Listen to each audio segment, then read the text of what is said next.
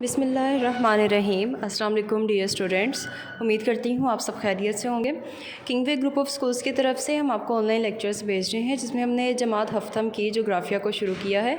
तो dear students, इसमें जो हम पढ़े हैं वो हमारा बाब नंबर है 3, जो कि हमारे पास है कुर्रा हवाई का तारुफ, जिसमें हम देखेंगे कि हमारी ज़मीन के इर्द गिर्द कितनी गैसों का गुलाफ है और ज़मीन कितने हिस्सों में तकसीम है।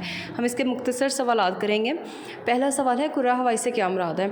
तो ये है ज़मीन के चारों तरफ हवा का एक गुलाफ लिपटा हुआ है जिसको हम कुर्रा हवाई कहते हैं। ये ज़मीन की कशिश शकल की वजह से ज़मीन के चारों तरफ ही रहता है और इसमें जो है वो दो गैसेस जैसे नाइट्रोजन और ऑक्सीजन जो है ये 99% है और बाकी तमाम गैसेस 1% पाई जाती हैं। उसके बाद ओज़ोन गैस कहाँ पाई जाती है। तो ओज़ोन गैस कुर्रा हवाई में सतह ज़मीन से तकरीबन 17 किलोमीटर से 50 किलोमीटर की बुलंदी के दरमियान पाई जाती है और ये गैस जो है ये सूरज से आने वाली जो ख़तरनाक शुआएँ होती हैं उनको ज़मीन तक पहुँचने से रोकती है। दूसरे अल्फाज में हम ये भी कह सकते हैं कि ये सूरज से आने वाली जो शुआओं की शिद्दत है उनको कम करती है ताकि वो इंसानी जान के लिए ख़तरा ना बने। जैसे आप अभी देख सकते हैं इस तस्वीर में। तो ये आपका आज का काम है, आपने इसको अच्छे से याद करना है, स्कूल कॉपी पर लिखना है। Stay home, stay safe.